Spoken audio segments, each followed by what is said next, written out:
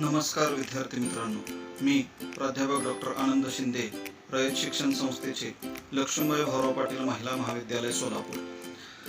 विद्यार्थी मित्रांनो, मी या व्हिडिओमध्ये आपणा सर्वांचे स्वागत करतो। आपला शिक्षणशास्त्र या विषयातील पहिलं जे प्रकरण आहे, तत्वज्ञानाची शिक्षणातील भूमिका, या पहिल्या प्रकरणातील पहिला टॉपिक जो आहे शिक्षण आणि तत्वज्ञान, या पहिल्या टॉपिक मधील पहिली जी संकल्पना आहे त्या संकल्पनेचं नाव आहे तत्वज्ञानाची संकल्पना। म्हणजेच तत्वज्ञानाचा नेमका काय अर्थ आहे, हा अर्थ आपण या व्हिडिओमधून आज अभ्यासणार आहोत। तर चला मग बघूया आपण तत्वज्ञानाची संकल्पना। मनुष्य हा जिज्ञासू प्राणी आहे, कारण जिज्ञासा हीच त्याच्या ज्ञान लालसेला कारणीभूत आहे आणि या जिज्ञासेतूनच ज्ञान निर्मिती जी आहे ती ज्ञान निर्मिती होत असते आणि ही जिज्ञासा हेच तत्वज्ञानाचे मूळ असलेले दिसून येईल। कारण मनुष्याला अनेक प्रकारचे प्रश्न सातत्याने भेडसावत असतात। उदाहरणार्थ, या सृष्टीची निर्मिती कशी झाली, या सृष्टीचा निर्माता कोण आहे, या सृष्टीचा निर्माता आणि मी या दोघांमध्ये नेमका काय संबंध आहे, अशा प्रकारचे एक ना अनेक प्रश्न या मनुष्याला भेडसावत असतात आणि त्याची ही जी जिज्ञासा आहे, या जिज्ञासेचं तर्क निरसन करण्याचं काम जे आहे ते काम तत्वज्ञानाच्या माध्यमातून केलं जात असतं आणि यातूनच अंतिम सत्यापर्यंत पोहोचता येऊ शकतं। आणि या अंतिम सत्याच्या जिज्ञासेतूनच आणि कुतूहलातूनच तत्वज्ञानाचा जन्म झालेला आहे।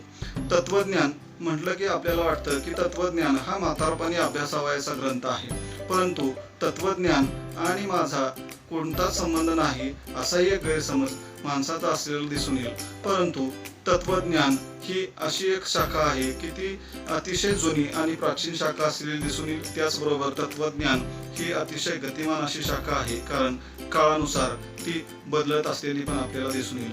प्रत्येक व्यक्तीचा तत्वज्ञानाशी संबंध हा असतोच, मग तो व्यक्ती सज्जन असू द्या किंवा दुर्जन असू द्या, चांगला असू द्या किंवा वाईट असू द्या। कारण जसजसे व्यक्तीला जीवनामध्ये अनेक प्रकारचे अनुभव येत जातील आणि त्याच्याकडे ज्ञानाचा साठा समृद्ध होत जाईल, त्या ज्ञानाच्या साठ्यामधूनच त्या व्यक्तीचे जीवनविषयक तत्वज्ञान जे आहे ते तत्वज्ञान निर्माण होत असतं। म्हणून माझा आणि तत्वज्ञानाचा काहीही संबंध नाही असा कोण जरी म्हणत असेल तर ते साफ खोटं आहे। कारण तत्वज्ञान हा शब्द जरी आपल्याला बोजड वाटत असेल तरी सुद्धा तत्वज्ञानाचा आणि प्रत्येक माणसाच्या जीवनाचा संबंध हा असतोच आणि तत्वज्ञान या विश्वामधील अंतिम सत्याचा शोध घेण्यासाठी आपल्याला मदत करते। म्हणून तत्वज्ञान म्हणजे अंतिम सर्वव्यापी आणि सनातन सत्याचा शोध होय असे देखील म्हटले जाते। तर आता ही तत्वज्ञानाची संकल्पना नेमकी काय आहे हे आता आपण पाहूया। तत्वज्ञानाची संकल्पना। आता तत्वज्ञान हा जो मराठी शब्द आहे, या मराठी शब्दाची जर आपण फोड केली तर त्याच्यामध्ये दोन शब्द दिसून येतील, एक म्हणजे तत्व आणि दुसरा आहे ज्ञान। म्हणजे तत्वज्ञान बरोबर तत्व अधिक ज्ञान। आता यामधील तत्व हा जो शब्द आहे, या शब्दाचा अर्थ आहे सत्य स्वरूप किंवा यथार्थ स्वरूप। म्हणजे तत्व म्हणजे सत्य स्वरूप किंवा यथार्थ स्वरूप आणि ज्ञान म्हणजे ज्ञान असा अर्थ घेतला जातो। आणि या दोन शब्दांच्या फोडीवरून तत्वज्ञानाचा जो अर्थ आहे तो अशा पद्धतीने स्पष्ट केला जातो, तो म्हणजे तत्वज्ञान म्हणजे सत्य स्वरूपाचे ज्ञान किंवा तत्वज्ञान म्हणजे यथार्थ स्वरूपाचे ज्ञान। म्हणजे मराठी भाषा जी आहे त्या मराठी भाषेमध्ये वापरला जाणारा जो शब्द आहे त्या शब्दावरून अशा पद्धतीनं तत्वज्ञान म्हणजे सत्य स्वरूपाचे ज्ञान असा त्याचा अर्थ स्पष्ट केला जातो। त्यानंतर आपले जे आद्य गुरु आहेत शंकराचार्य, या शंकराचार्यांनी देखील तत्वज्ञान या शब्दाची फोड करून त्याचा अर्थ स्पष्ट करण्याचा प्रयत्न केलेला आहे।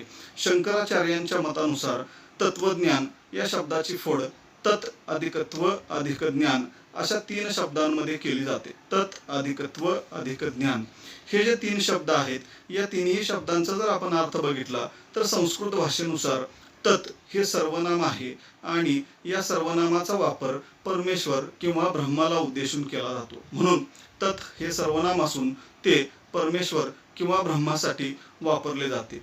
त्व या शब्दाचा अर्थ आहे भाव किंवा स्वरूप आणि ज्ञान म्हणजे पद्धतशीर अध्ययन करणारे शास्त्र होय।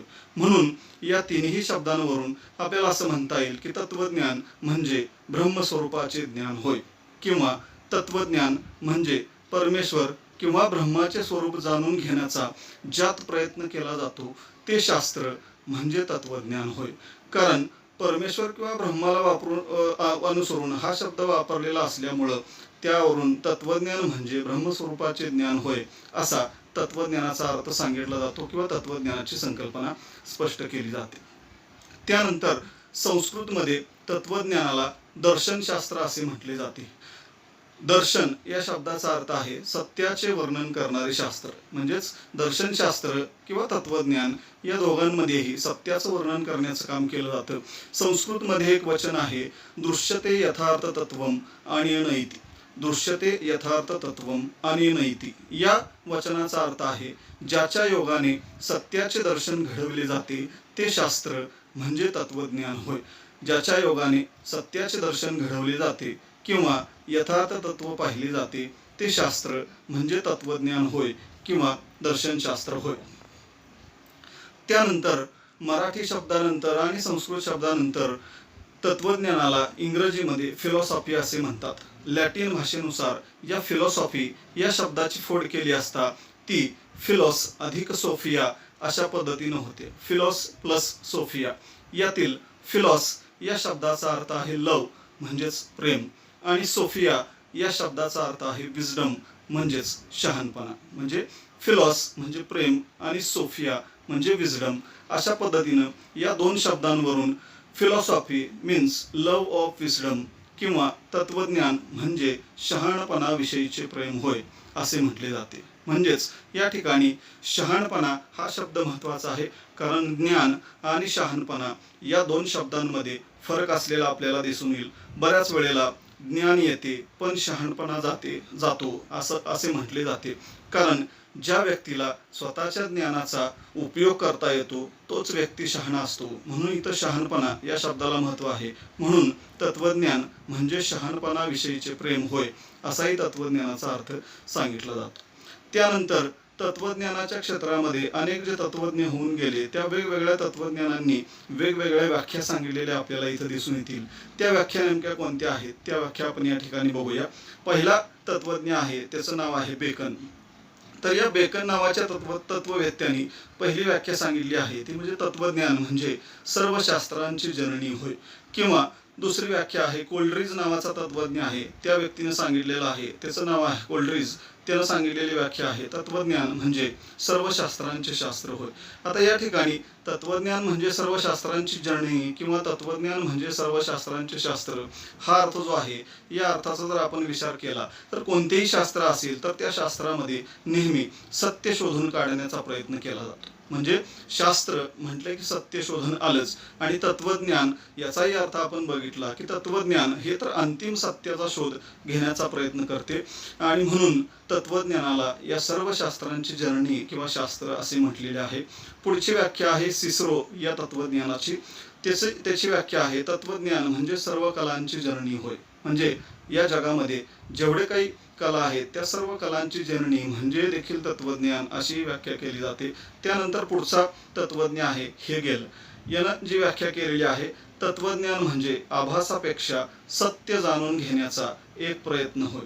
म्हणजेच कल्पनामय जगामध्ये रमण्यापेक्षा वास्तवमय स्वरूप काय आहे सत्य काय आहे ते सत्य जाणून घेण्याचा प्रयत्न म्हणजे तत्वज्ञान होय अशी व्याख्या हेगेल या तत्वज्ञानाने केली आहे.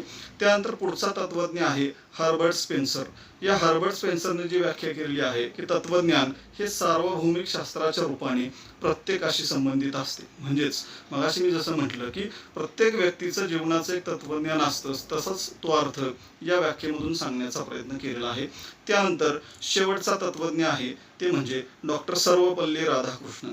डॉक्टर सर्वपल्ली राधाकृष्णन यांनी सांगितलेली व्याख्या आहे विश्वातील अंतिम सत्याचा तर्कशुद्ध शोध म्हणजे तत्वज्ञान होय. म्हणजेच या जगाचं अंतिम सत्य काय आहे या सृष्टीचा निर्माता कोण आहे हे सत्य शोधण्याचा प्रयत्न ज्याच्यामध्ये केला जातो ते शास्त्र म्हणजे तत्वज्ञान होय असा अर्थ या ठिकाणी सांगितलेला आहे.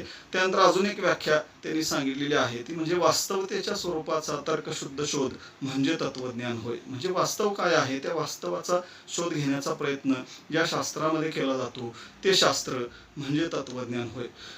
तर अशा प्रकारे विद्यार्थी मित्रांनो, आपण आज तत्वज्ञान ही जी संकल्पना आहे, या संकल्पनेचा नेमका उगम कसा झाला, त्या संकल्पनेचा नेमका अर्थ काय आहे, वेगवेगळ्या तत्वज्ञानांनी वेगवेगळ्या व्याख्या ज्या सांगितलेल्या आहेत त्या सर्वांचा आज आपण या ठिकाणी अभ्यास केलेला आहोत. धन्यवाद.